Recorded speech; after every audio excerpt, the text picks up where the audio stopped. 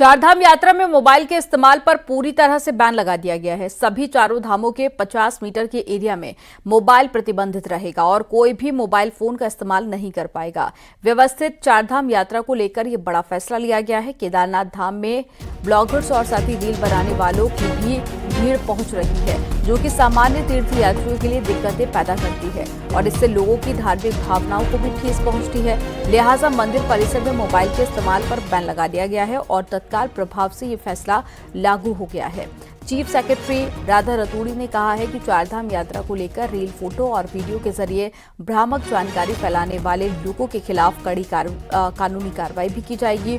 और chief secretary ने कहा है कि पिछले साल के मुकाबले इस साल चारधाम यात्रा में ज्यादा यात्री उमड़ रहे हैं, लिहाजा उन्हीं यात्रियों को तीर्थ स्थलों की ओर बढ़ना चाहिए जिनका रजिस्ट्रेशन उत्तराखंड टूरिज्म की वेबसाइट पर हो चुका है।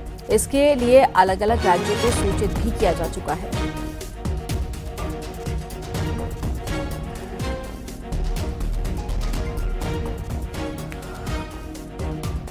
कोई भी मोबाइल का प्रयोग नहीं करेंगे, क्योंकि मंदिर के पास मोबाइल प्रयोग करने से भी यात्रा में व्यवधान हो रहा है। ये भी निर्देश बहुत सख्ती से इनका पालन किया जाएगा। सभी पुलिस अधिकारियों को, सभी जिलाधिकारियों को ये निर्देश दे दिए गए हैं। जो लोग रील बना के गलत मैसेज दे रहे हैं उनके विरुद्ध भी कार्रवाई की जाएगी, क्योंकि ये भी एक जुर्म है और इसमें भी हम लोग FIR करेंगे। क्योंकि अगर आप यात्रा के लिए जा रहे हैं तो आप श्रद्धा और आस्था से एक मंदिर में जा रहे हैं, वहां पे जाके रील बनाना तो बहुत ही गलत बात है। और ज्यादा जानकारी के साथ में उत्तरकाशी से बलवीर परमार जुड़ गए हैं, साथ ही नितिन सेमवाल जुड़ गए हैं चमोली से। सबसे बलवीर, मैं पहले आप ही के पास में आऊंगी। कल एक बड़ा नियम लागू किया गया कि चारों धाम में मोबाइल फोन का इस्तेमाल नहीं कर पाएंगे श्रद्धालु। अब ऐसे में इसे कैसे लागू किया जाएगा? क्या सेलफोन सभी के जब्त कर लिए गए हैं यात्रा के दौरान में, या फिर पुलिस प्रशासन की देखरेख में मोबाइल ना इस्तेमाल करें लोग, ऐसे इंतजाम किए गए हैं?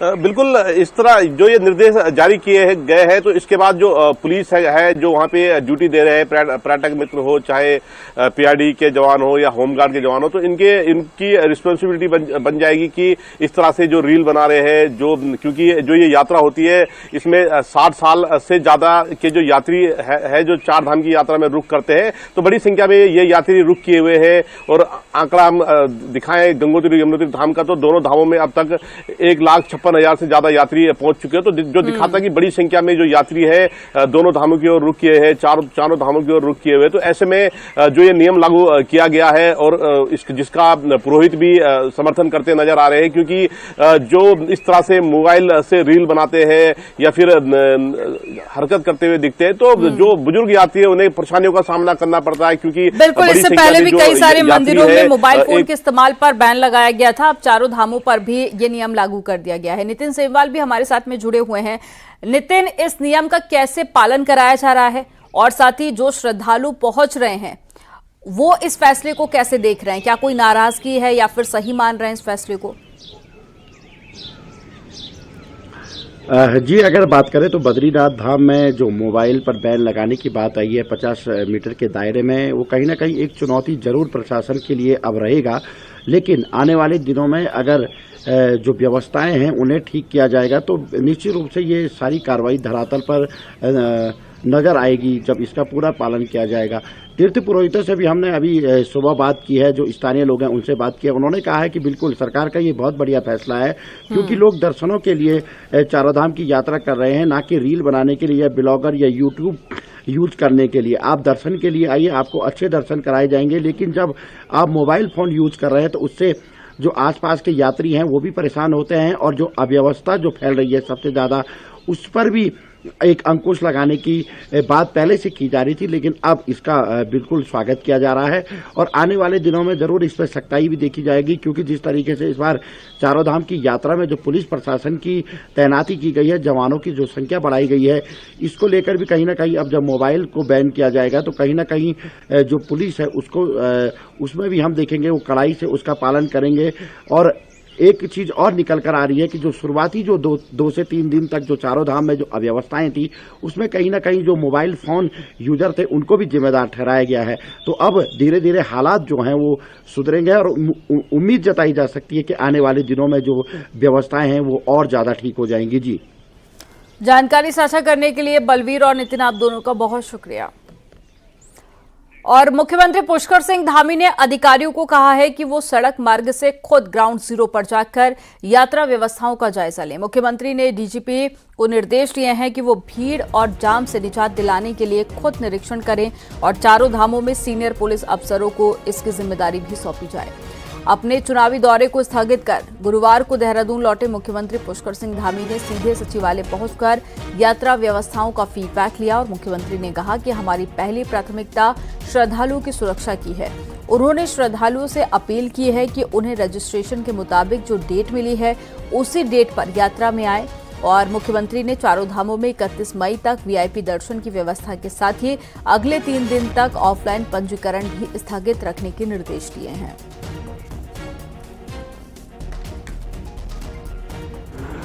ऑफलाइन रजिस्ट्रेशन है, ऑनलाइन रजिस्ट्रेशन है, लोगों का आना जाना है, उनके रास्ते में चूंकि संख्या अधिक होने के कारण से पहुंचने में भी देर हो रही है, एक धाम से दूसरे धाम पहुंचने में देर हो रही है। तो सभी की सुविधा के लिए और अच्छे से अच्छा यात्रा में जो भी है उसको करना है। तो सारे लोगों को इसी में चर्चा आज हुई है और हमारा प्रयास है कि जल्दी से जल्दी ये यात्रा पूरी तरह से हमारी स्मूथ हो जाए और आने वाले लोगों को किसी कष्ट का सामना न करना पड़े।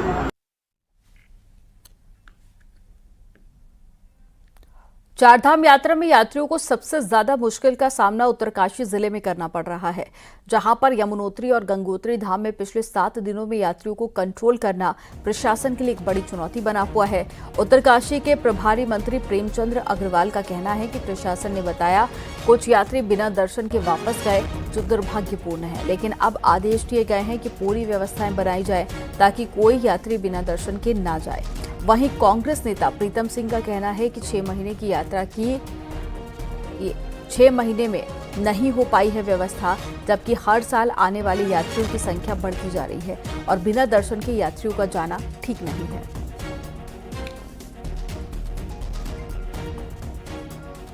लेकिन ये भी हमारे लिए दुर्भाग्यपूर्ण है कि कोई भी यात्री बाहर से आए और वो दर्शन करके न जाए। और जिस प्रकार से वहाँ भीड़ पहुंच रही है तो अब उस पर हमने नियंत्रित किया है। और मैं कह सकता हूं इस बात को लेकर कि आज की तारीख में गंगोत्री यमुनोत्री में जो संख्या का उन्होंने निर्धारण किया है, जिस प्रकार से बैरियर लगाए, जिस प्रकार से जहां जहां उनको रोका जा रहा है वहां वहां उनको खाने की, चाय की, बिस्किट की, पानी की सभी व्यवस्थाएं उनकी की गई है। सरकार पूरी तरीके से अभी तक विफल हुई है और हम चाहते हैं, क्योंकि ये चारधाम यात्रा जहां एक और धार्मिक यात्रा है, वहीं दूसरी ओर हमारी आर्थिकी भी इससे जुड़ी हुई है और इस पर जो सरकार को फोकस करना चाहिए। ये 6 महीने की यात्रा है और 6 महीने में भी यात्रा अगर सही तरीके से नहीं चलेगी तो उत्तराखंड के लोगों को इस कुव्यवस्था से बड़ी क्षति होगी। महाराष्ट्र में अपने परिवार के साथ में भगवान केदारनाथ की यात्रा पर आई 2 साल की बच्ची गौरीकुंड से काफी आगे अचानक से फिसलकर 50 मीटर नीचे खाई में जा गिरी, जिसके बाद में तत्काल एसडीआरएफ और डीडीआरएफ के जवानों ने तत्काल बच्ची को खाई से बाहर निकाला और स्वामी विवेकानंद धर्मार्थ चिकित्सालय में इलाज के लिए भर्ती कराया, जिसके बाद में बच्ची बिल्कुल ठीक है। वहीं परिजनों ने कहा है कि बाबा केदार की कृपा से बच्ची सुरक्षित है और उन्होंने सभी जवानों और डॉक्टरों का आभार जताया।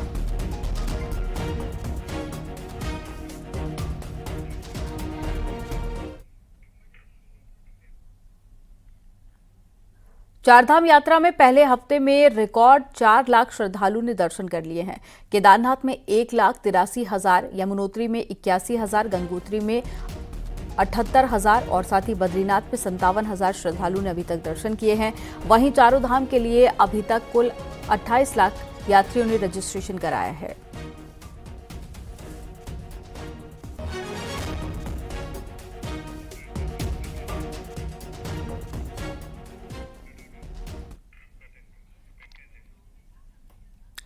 केदारनाथ के साथ ही 12 ज्योतिर्लिंगों की जानकारी, उनकी महिला और शिव के सभी रूपों की कहानी अब खास तरीके से पता चल सकेगी। केदारनाथ में शिव म्यूजियम तैयार किया जा रहा है, जिसमें श्रद्धालु ध्यान भी लगा सकेंगे। एक रिपोर्ट आपको दिखाते हैं।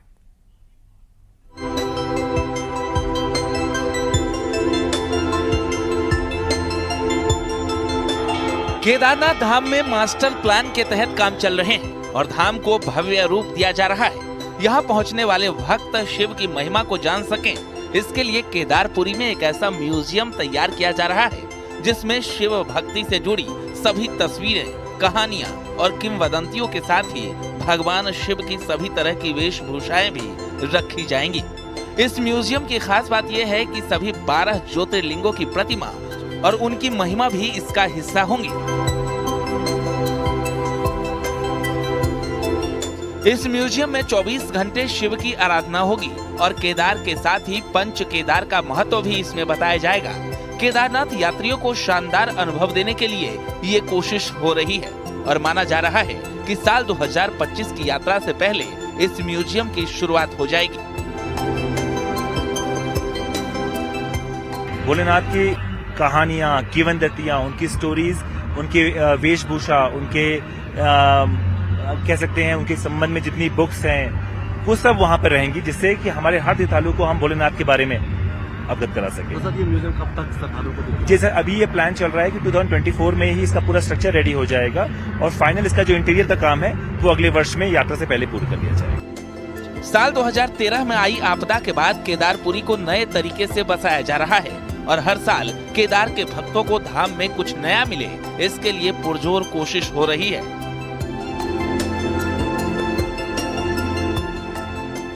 न्यूज़ 18 के लिए सत्येंद्र बर्तवाल की रिपोर्ट।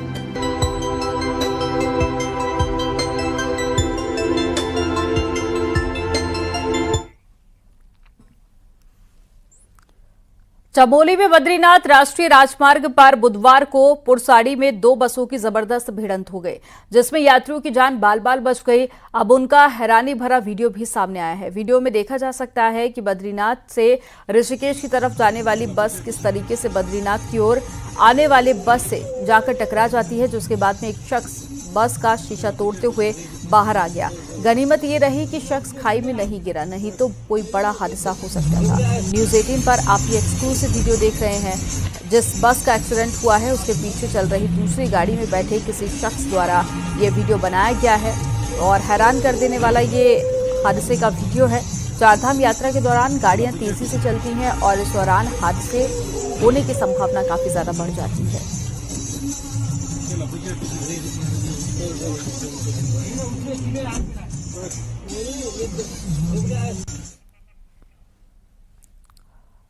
चक्राता के जंगल में लगातार आग लगने की घटनाएं सामने आ रही हैं और वन विभाग की टीम लगातार आग बुझाने में जुटी हुई है। इसी दौरान एक यूटिलिटी ड्राइवर गाड़ी से उतरा और जंगल में आग लगा दी। वन विभाग ने आरोपी शख्स को मौके से धर दबोचा। चक्राता वन प्रभाग में आगजनी से संबंधित पहली गिरफ्तारी हुई है। आरोपी शख्स ने बुधवार को भी आगजनी की घटना को अंजाम दिया था और गुरुवार को फिर से आग लगा दी और इसके बाद में एक और शख्स का नाम सामने आया है, जिसकी तलाश तेज कर दी गई है।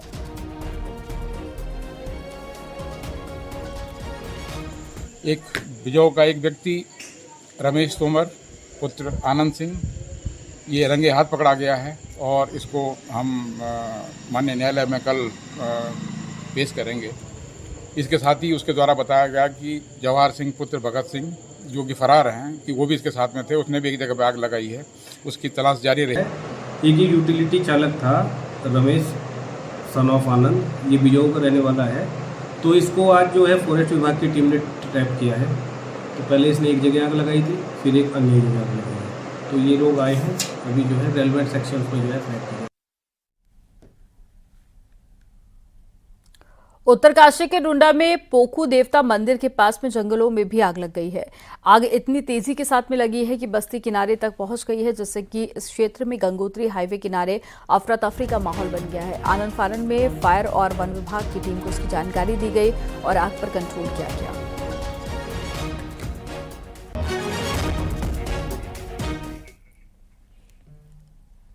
ब्रेक के बाद एक बार फिर से आपका स्वागत है। न्यूज 18 को दिए एक्सक्लूसिव इंटरव्यू में प्रधानमंत्री नरेंद्र मोदी ने कहा है कि उन्होंने कभी हिंदू मुस्लिम की बात नहीं की।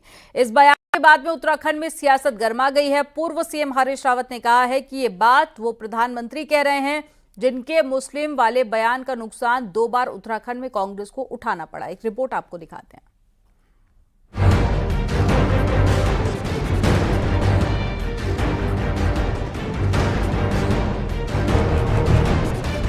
न्यूज 18 को दिए इंटरव्यू में प्रधानमंत्री नरेंद्र मोदी ने कहा कि उन्होंने कभी हिंदू मुस्लिम की बात नहीं की, पर प्रधानमंत्री मोदी का यह बयान कांग्रेस नेताओं के गले नहीं उतर रहा। कांग्रेस नेता हरीश रावत ने कहा, बीजेपी ने 2 विधानसभा चुनाव में हिंदू मुसलमान की बात करके कांग्रेस का नुकसान किया। फिर चाहे 2017 में जुम्मे की नमाज की छुट्टी का आदेश हो या 2022 में उत्तराखंड में मुस्लिम यूनिवर्सिटी बनाने की बात।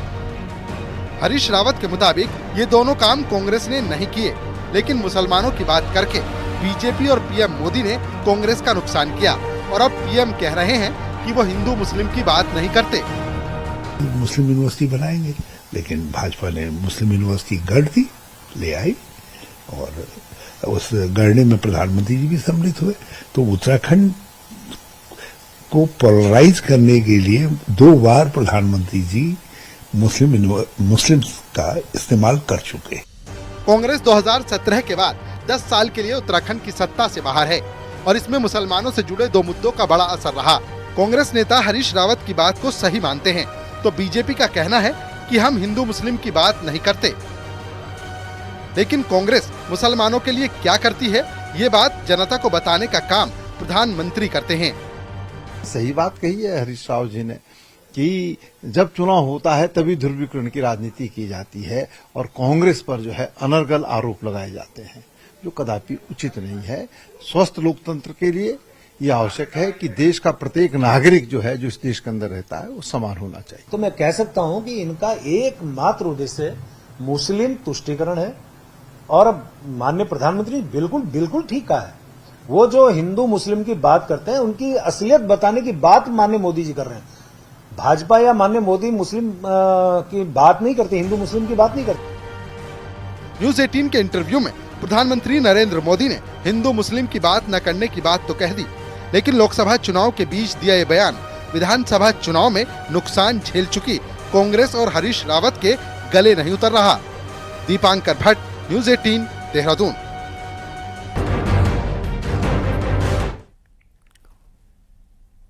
उत्तराखंड में मदरसों में 196 हिंदू बच्चों के मामले ने तूल पकड़ लिया है। राष्ट्रीय बाल आयोग ने 15 दिन में मदरसा बोर्ड से रिपोर्ट भी मांगी है, लेकिन हालात यह है कि बोर्ड को खुद नहीं पता कि हिंदू बच्चों को मदरसा में पढ़ाने के लिए पेरेंट्स की मंजूरी है या फिर नहीं। रिपोर्ट आपको दिखाते हैं।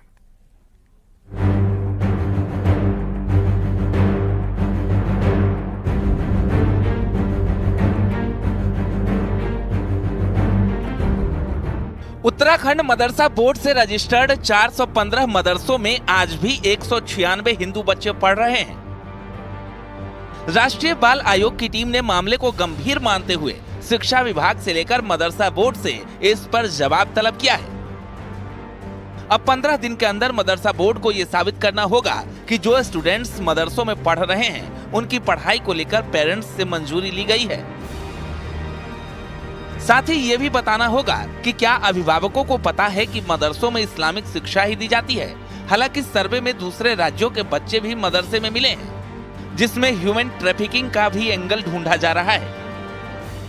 हम बार बार मांग रहे हैं कि हमें एक इन्फॉर्म्ड कंसेंट, उनकी सहमति का पत्र दिया जाए कि उन्हें बताया गया है कि मदरसे का क्या मतलब होता है और मदरसे में इस्लामी शिक्षा दी जाएगी। क्या ऐसी सहमति के बाद बच्चे वहां पर पेरेंट्स पढ़ा रहे हैं, लेकिन ये सहमति पत्र अभी तक प्राप्त नहीं हुआ है और एनसीपीसीआर ने दिशा निर्देश दिए हैं कि यदि ये उन्हें जल्द ही नहीं दिए गए तो वो इस पे फिर एफआईआर कर उन पे एक्शन लेंगे। अब हालात ये है कि मदरसा बोर्ड के अध्यक्ष जांच पड़ताल की बात कर रहे हैं, लेकिन साथ ही दावा कर रहे हैं कि मदरसों में एनसीईआरटी का सिलेबस ही पढ़ा रहे हैं, लेकिन जमीनी हकीकत कुछ और ही है।